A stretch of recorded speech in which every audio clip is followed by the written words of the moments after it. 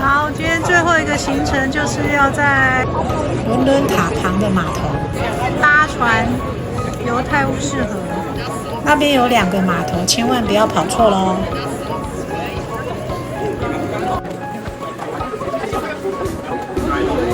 我们又遇到一堆年轻人，等一下应该会很热闹吧？而且现在都已经5点多了，还好天气还不错哎，应该等一下那个光线应该也很好，可以好好的拍，从船上看伦敦眼。我们要搭的就是这个，哎，好像是露天的哦，有室内吗？有室内。哦，有室内，因为我们的外套不够，所以很怕，等一下怕会很冷。有室内我们就不在室内里面。这是船内的空间，还蛮多位置的，我们运气很好。仅剩的窗边的位置。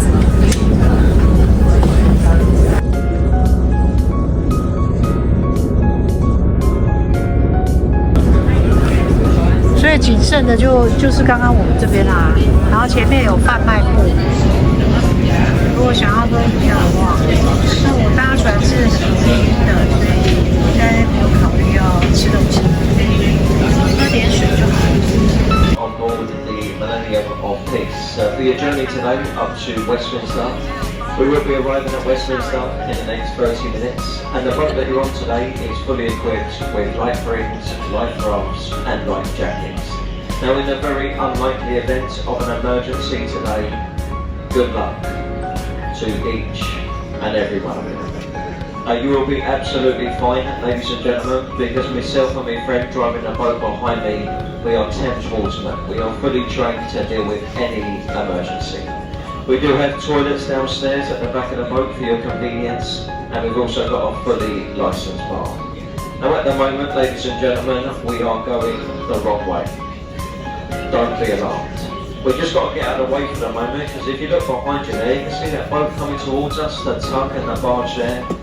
They are known as reporting vessels, so we can't actually get in their way because they cannot stop. They use the tide to come out of London with. So we're just going to stay here for a moment, and we're going to let the tug go past, and then we're going to turn the boat to the left and make our way to Westminster. Now, ladies and gentlemen, as we do go up the river this evening, we're going to pass by some quite interesting places. If you'd like me to, I can stay on the microphone today, and I can provide you a bit of a commentary on this tour. Anyone interested in a commentary? Don't expect too much. We're not professional tour guides on these boats, we're only the crew. If I do get anything wrong, just bear with me. I will try my very best. So folks, when it is safe to do so, once the tug goes past us, as I say, we're going to turn the boat to the left. And if you look on the right there, you're going to notice the iconic Tower Bridge. This bridge ahead of us here was completed in 1894, and it was designed by Sir John Wolfe Barry. Now, as I'm sure you're all aware on this boat, Tower Bridge, it can open up. Would anyone like to see it open today? Yeah? If you go to YouTube, type in Tower Bridge opening, there are thousands of videos on YouTube. But ladies and gentlemen, I'm only messing with you. It's actually due to open this evening, 8 PM. There's an old sailing barge coming into London, it's called the Gladys, and Tower Bridge will open at 8 PM this evening. If you haven't seen it before, you make sure you're in the area for that bridge lift. Now folks, as we do turn now, as the tug goes past there, it is safe to turn. You're going to notice this bridge has 3 sections on it. We've got the bascule in the middle there, that's the French word for seesaw. That's the bit that opens at a 90-degree angle, and it takes just under a minute to fully open. Either side you've got suspension there, and if you look at the top, underneath the coat of arms, you've got the glass floor. This is the Tower Bridge exhibition. If you want to, ladies and gentlemen, you can walk over that glass floor and look down onto the river itself. A word of advice for the ladies on the boat: if you are thinking about going to the glass floor, you make sure you are wearing a pair of trousers. because there is always a man standing on that bridge with a pair of binoculars looking up through the glass floor. If you go to the bridge today, go to the glass floor, you'll be absolutely fine, because that man is not on the bridge today. That man is talking to you through the microphone at the moment. So I'm not there today, you'll be absolutely fine. Look on the right as we turn the boat now, we've got the castle here. This is the Tower of London. There's over 1,000 years of history within that castle, completed in 1078 in the reign of William the Conqueror. Did a few things in his time, but that's where we keep the crown jewels. The King's Jewellery is kept within the castle.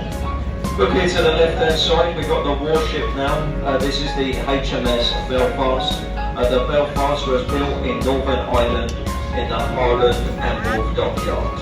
That is the same dockyard where they built the Titanic. This was launched on St Patrick's Day back in 1938, and it was part of the D-Day landings. We celebrated 80 years since that battle just recently. This warship was used in the battle. Today is a museum now. Go on there if you want. There are 9 decks to explore. Across the river, back over to your right now, we have the building behind the trees with the clock at the front. It's known as Altarguard House. This is home to the Customs Office. Now all that stuff that they confiscate from the people at the airports, like drugs, alcohol, tobacco, is taken to that building on the right hand side, and it is meant to be incinerated. Now folks, if you look on top of that building, you're going to notice there are 6 black chimneys. Ladies and gentlemen, I've worked on this river now for over 10 years, and I have never seen a puff of smoke from any of those chimneys.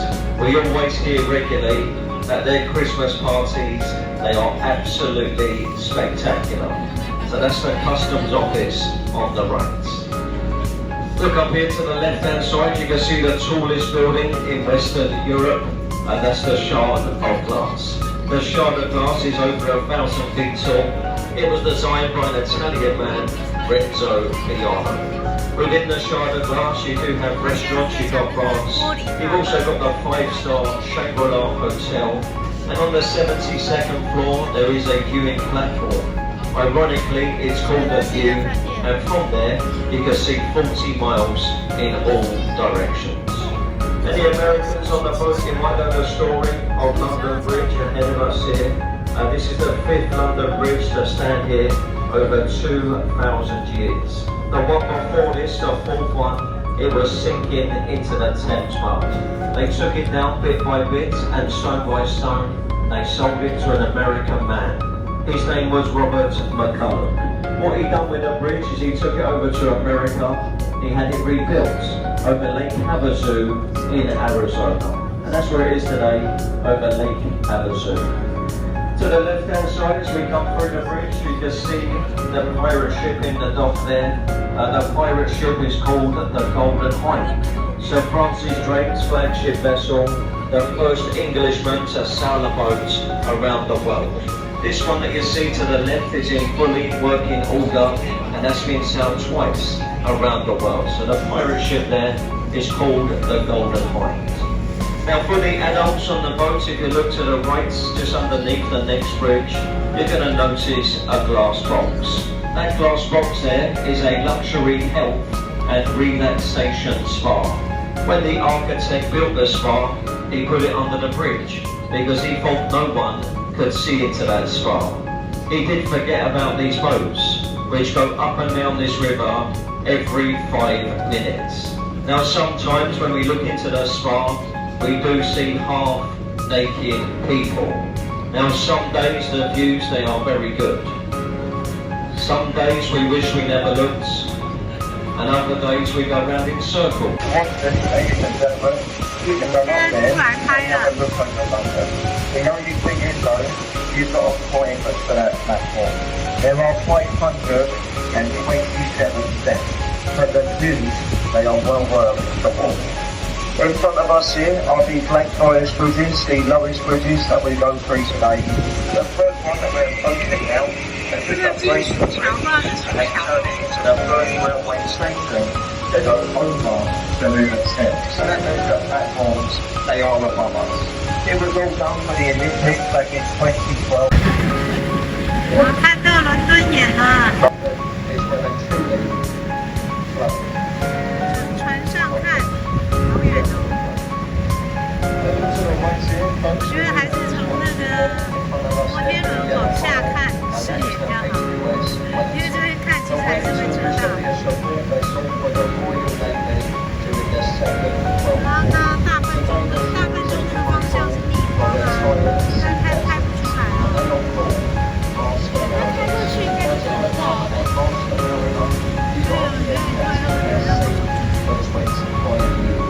The chairman is the king.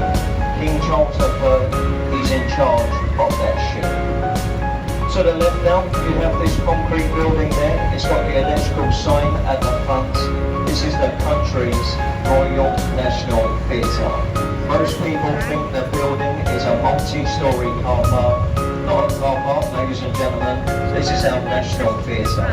If you do go inside that building, you've got 3 of the finest auditoria in the world.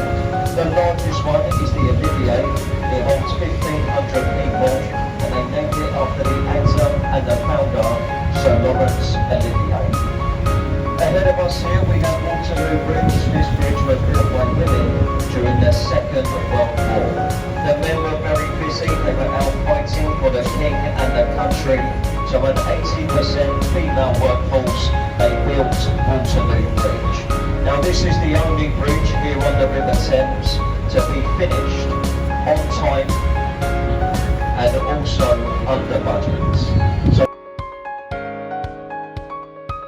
there for the year 2000, our millennium year, and then on its first day of operation, it made £250,000. There's 32 capsules on the eye. They represent the 32 boroughs of London. When you get to the top of it, to 12 o'clock, you can see all of those boroughs. This has now been voted this as London's #1 tourist attraction. Look ahead of us now to the right-hand side. There's the last building that I'll mention on the tour today. We've got the Palace of Westminster there. This is the seat of our British government, and that is known as the Houses of Parliament. Most people around the world, they call the clock tower, they all call it Big Ben. Now us Londoners, we call it Big Ben.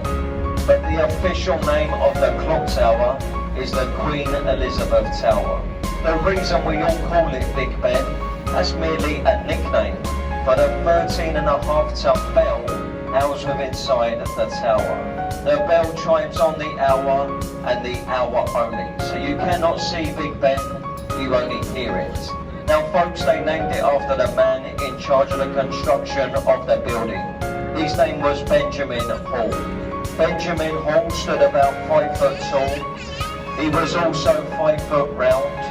He was very loud, and they say he much resembled the bell. So they all used to call him Big Ben. But folks, one of London's best kept secrets, and one of London